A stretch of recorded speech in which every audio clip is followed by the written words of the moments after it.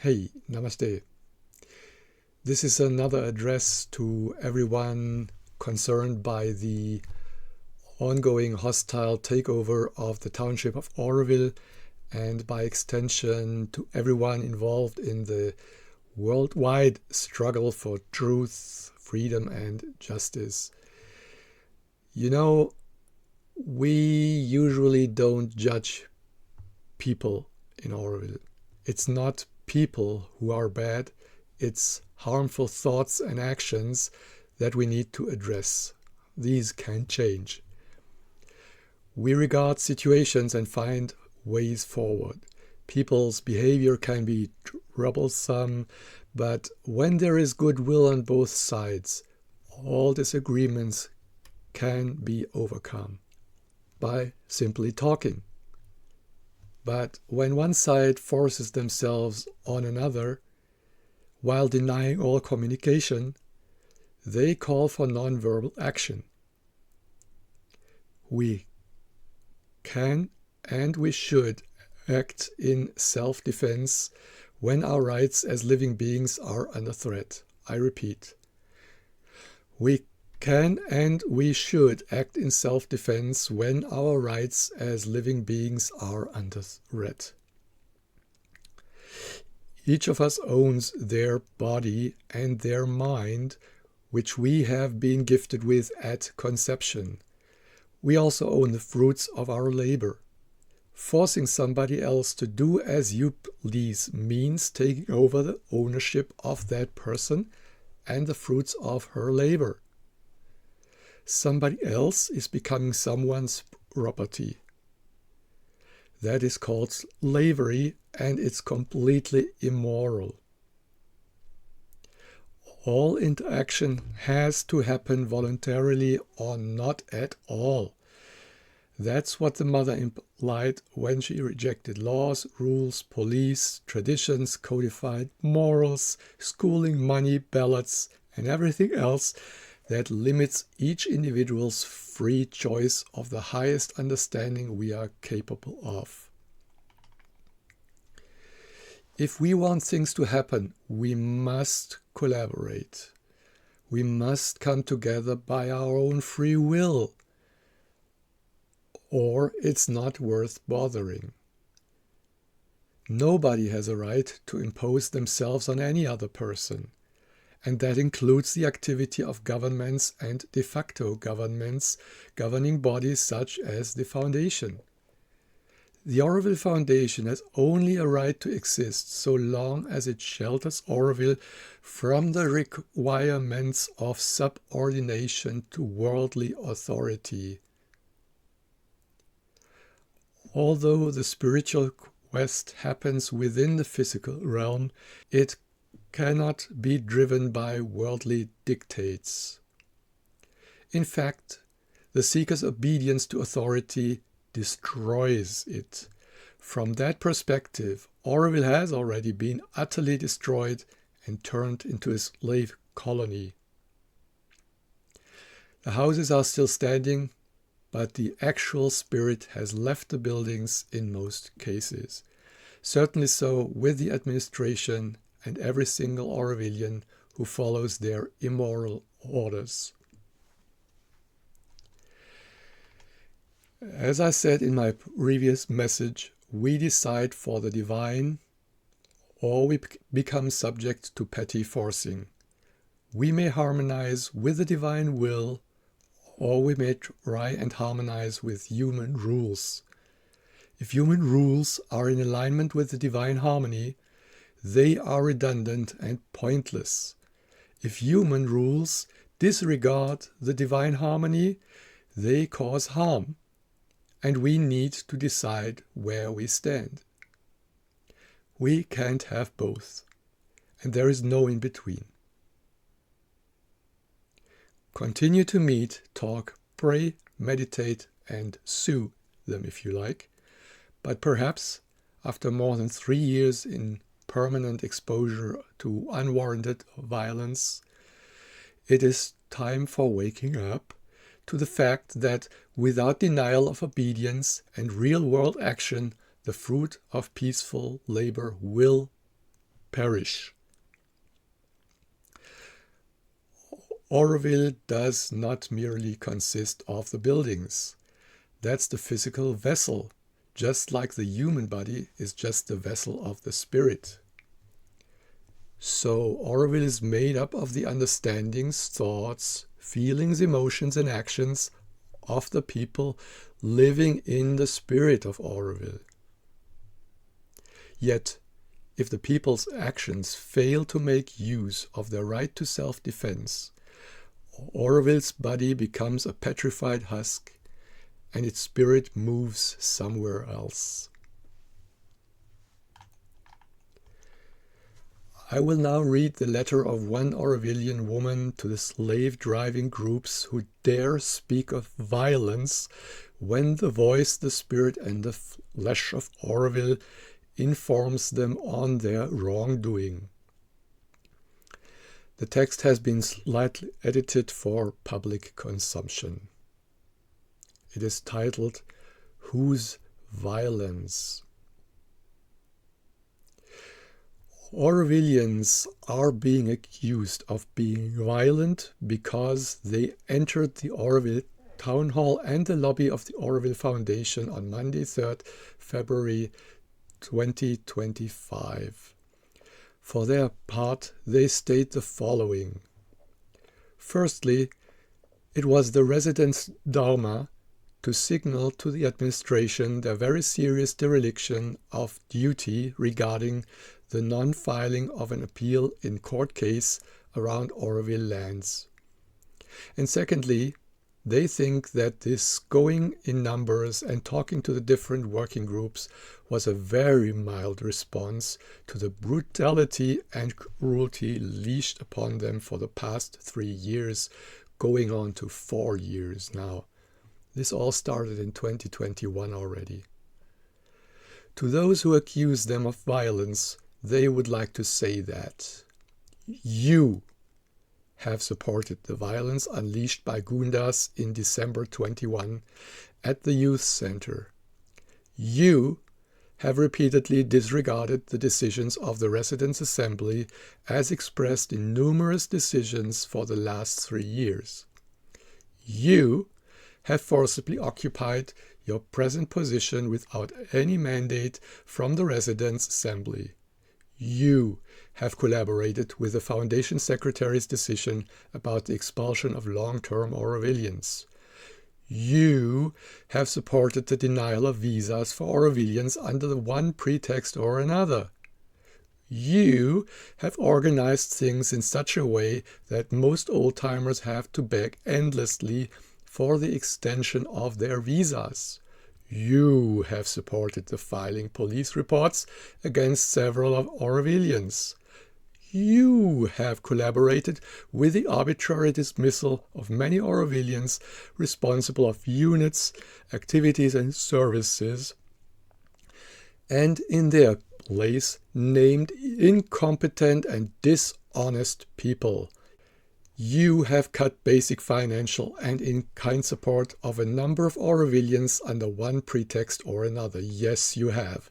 You have cut basic financial support of Aurovillian foresters and farmers and denied gratuity to their workers in contradiction to the laws of India. You don't even respect the laws of your own system.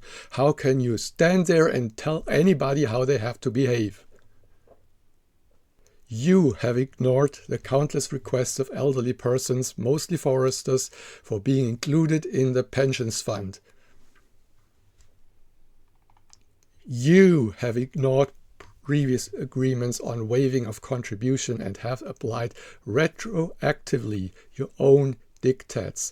Imagine somebody is passing a law or is giving an order that refers back to months or years before the order has been given. Like retroactively, you're not recognized anymore as somebody receiving funds. So you have to pay back from months before the order has been given. This is just, it's illegal and it's immoral first and foremost. Who is violently acting? Who? You are trying to extort money from people, requesting a visa extension without bothering about their distress. You have ignored participatory planning and have constructed badly conceived, badly constructed huge roads without the least consultation with Aurovillians and without even respecting the so-called master plan. And if you manage to build these high-rise buildings, I hope nobody's moving in, because that's going to be a huge disaster. I promise. You are harassing all units of Auroville by constantly sending new orders, new directives, subjecting them to constant administrative changes, summoning them from one day to the next, and treating them like your employee, or much rather as slaves, I should say. Slaves, I should say. That's how you treat people, and that's how you look at people. You look at people as your property. You treat them like they are your property. And that is slavery. I'm sorry, there's no other word for it. You are delaying or even blocking donations to many units or activities of Auroville under one pretext or another. The most outrageous pretext being that you don't exist, like the farm group, the forest group, or the residents all together. If there are no residents, there is no Auroville. If there are no farmers, there's nothing to eat. Go to Pondicherry, buy something. How dare you come to the farmers and ask for anything? You're sitting in your offices demanding of the farmers that they produce more. You're cutting their maintenances, which is their basic income from which they live and from which they produce the food that you are eating. Working 7 days a week, like 16 hours a day, no pauses, no holidays. You are forcing Auroville services to be profitable and in consequence to become tourist-oriented rather than task and service-oriented in alignment with AV's basic tenets. You give yourself the right to judge if an activity is in alignment with the ideals of Auroville and deserves funding or not. Much rather not most of the time. You are harassing all Aurovillians with the brutal and threatening force of your almost daily messages. You are harassing Aurovillians in charge of some activities for no reason, asking them even to produce the proof of their own existence. You are turning a blind eye to dishonest people provided they side with you or with the Foundation office. Oh yeah, you do. You are letting Auroville being robbed of its sacred lands, making it lose land and money worth millions of dollars. God knows where the money goes. You are letting unknown people benefit from the new development by grabbing wood worth millions.